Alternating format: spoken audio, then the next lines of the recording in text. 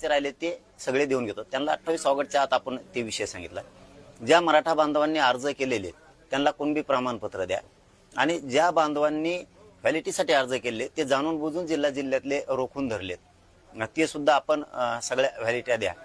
आपण सातारा संस्थांचा JR काढलाय, याच्यावर पण आपण हैदराबाद संस्थांचा आपण JR काढलाय, त्याच्यावर पण चर्चा केली की तुम्ही JR काढलाय तो खरा काढलाय का खोटा काढलाय ते जरा समाजसमोर स्पष्ट सांगा. तर त्यांचं म्हणणं होतं आम्ही खराच काढलाय. खरा काढलाय तर मग कुणबी प्रमाणपत्र का वाटप होत नाहीयेत आणि व्हॅलिट्या का दिल्या जात नाहीत. तर मग आता त्याच्यात काय ते दुरुस्त्या करतो म्हणले. आम्ही हैदराबाद गॅजेट प्रमाणे मराठवाड्यातल्या मराठ्यांना कुणबी प्रमाणपत्र देतो, व्हॅलिट्या सुद्धा द्यायच्या, ती सुद्धा प्रक्रिया करतो. म्हणलं तुम्ही त्या अधिकाऱ्यांशी बसा, अधिकाऱ्यांना विचारा की तुम्हाला काय अडचणी येत आहेत. कारण सरकार बोलून जाताना अधिकाऱ्याला अडचणी येतात, अधिकारी पण अडचणीत नाही आले पाहिजे प्रमाणपत्र. त्या विषयावरती चर्चा केली.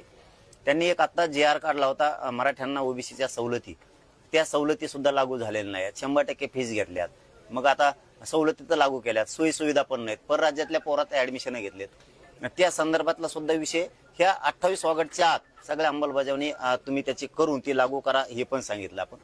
केसेसच्या संदर्भातला विषय झाला की तुम्ही राज्यातल्या केसेस जे आहेत ते मागं घ्या. त्यांनी सांगितलं 1300 काहीतरी घेतल्यात, काहीतरी 68 काय काय काहीतरी राहिल्यात म्हणले, त्या पण प्रक्रिया आहे.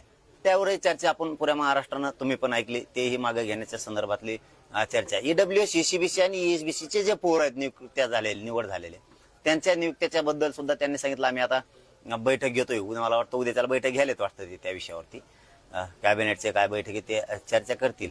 पण MPSCच्या पोरांचा विषय घेतला होता, त्याही विषयात ते मार्ग काढून देतो म्हणून तीही जबाबदारी त्यांनी स्वीकारली. माझ्या बलिदान दिलेल्या बांधवांचे निधी आणि नोकरीचा विषय राहिलाय. हे सगळे विषय सुटल्याशिवाय आणि विशेष म्हणजे सातारा, कोल्हापूर, औंध, पुणे आणि बॉम्बे गव्हर्नमेंटचा गॅझेटियरचा JR मला पाहिजे लागू अंमलबजावणी सहित. त्यावरही त्यांनी सांगितलं की तोही काढतो आम्ही अहवाल मागून घेतलाय. आता बघूयात 28 तारखेपर्यंत काय काय करतात. आपण जेवढ्या काय मागण्या आहेत या मागण्याच्या संदर्भात त्यांची चर्चा केली. परंतु याच पत्रकार परिषदेच्या माध्यमातून मी महाराष्ट्रातल्या मराठा समाजाला विशेष करून सांगतो, ज्यांच्या नोंदी सापडलेल्या असून सुद्धा कुणबी प्रमाणपत्र देत नाहीत अशाने 28 ऑगस्टला अर्ज घेऊन अंतरवालीत या. मला निपटारा काढायचा बरं का, पुन्हा पुन्हा सांगतो मराठा समाजाला. ज्यांनी व्हॅलिटीसाठी अर्ज केलेत पण व्हॅलिटी देत नाहीत त्यांनी अर्ज घेऊन 28 ऑगस्टला या. मला ते अर्ज घेऊन ठेवून तुम्ही सुद्धा इथंच राहायचंय. मला ते सरकारला दाखवायचे हे पोर आहेत आणि यांचे कामं राहिलेत म्हणून. आणि ज्यांनी हैदराबाद गॅजेटनुसार सुद्धा अर्ज केलेले असतील देत नाहीत त्यांनी सुद्धा अर्ज घेऊन या. म्हणजे कुणाचा विषय मागे राहायला नको. नोंद असून कुणबी प्रमाणपत्र नाही, कुणबी प्रमाणपत्र असून व्हॅलिटी नाही, कोणाच्या चुलत्याला दिली पुतण्याला देत नाहीत, पुतण्याला दिली बहिणीला देत नाहीत.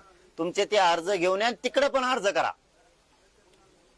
अधिकाऱ्यांकडे, तहसीलदारकडे, SDM कडे तुमचे अर्ज करा त्या प्रमाणपत्रासाठी आणि मग इकडे सुद्धा एक त्याची झेरॉक्स कॉपी घेऊन या. म्हणजे जेणेकरून आपल्याला सरकारशी बोलता येईल.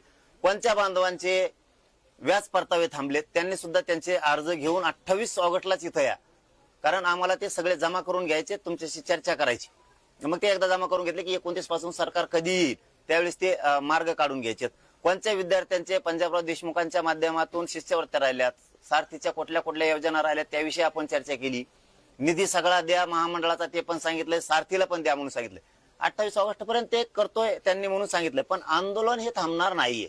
29 ऑगस्टला आंदोलन होणार आहे. मला हे निर्णायक आंदोलन करायचंय. मराठा समाजाची मागणी मला पाठीमागे ठेवायची नाहीये. मराठा समाजानं हे विषय समजून घ्या. ज्यांचे जे घराने तुम्ही तुमचे अर्ज घेऊन अंतरवालीत यावं, म्हणजे मलाही सोपं जाईल आणि तुमच्यासाठी सोपं जाईल. तुम्हालाही कधी आयुष्यात अडचणी येणार नाहीत आणि समाजापुढे अडचणी उभा राहणार नाहीत. हे माझ्या मराठा बांधवांनी समजून घ्या.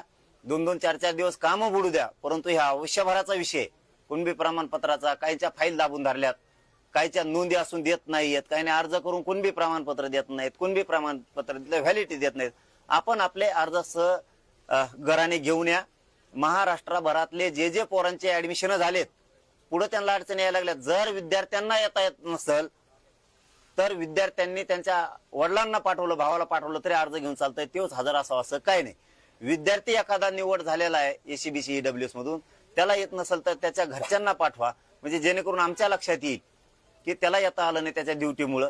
परंतु मराठा समाजाने मात्र खडबडून जागे व्हा आणि सामान्य मराठ्यांनी आपल्या लेकराबाळाच्या कल्याणासाठी घराच्या बाहेर पडा. तुम्हाला जसं येता येईल तसं या. 29 ला या, 30 ला या, 1 ला या, 2 ला या, 4 ला, 5 ला, पण मराठा यावेळेस राज्यातला घरी राहता कामा नाही. नोकरदान पण, व्यावसायिक पण, राजकारणी मराठा पण आणि गरीब मराठा पण. तुम्ही एक मागणी केलेली आहे मराठा आरक्षण समितीची बैठक अंतर्वाढीत घ्या, त्यावर त्यांनी काय उत्तर दिलं? मी मागणी नाही केली, गैरसमज जायला नको. मी त्यांना सांगितलं की उपसमितीचे जेवढे मंत्री आहेत आणि जे अधिकारी आहेत ना, आम्हाला समोर कळू द्या हे म्हणलेलो आहे. मी बैठक लावा नाही म्हणलं, तर समजा त्याचा अर्थ बैठकच होतो, पण मी त्यांना सांगितलं आम्हाला समोर कळू द्या.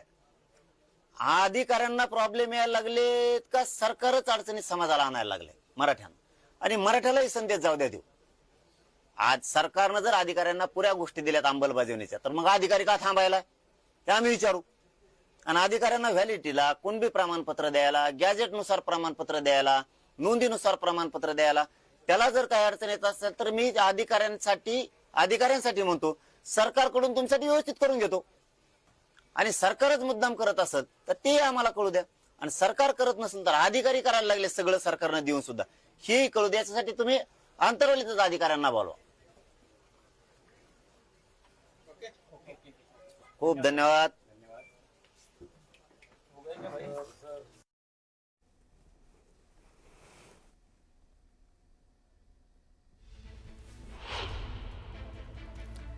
मनोज जरांगे पाटील यांची पत्रकार परिषद सुरू होती. 29 तारखेला निर्णायक आंदोलन होणार असं जरांगे यांनी म्हटलेलं आहे. ज्या काही मागण्या आहेत त्या 28 तारखेपर्यंत पूर्ण होतात का पाहू, आणि त्यानंतर 29 ऑगस्टला निर्णय घेऊ असं देखील त्यांनी म्हटलेलं आहे. 2-4 दिवस काम बुडालं तरी चालेल, मात्र अंतर्वालीत या असं आवाहन त्यांनी मराठा समाजाला केलेलं आहे. अधिकाधिक मराठ्यांनी घराच्या बाहेर पडावं आणि त्यांनी अंतर्वालीत यावं असं आवाहन देखील त्यांनी केलेलं आहे.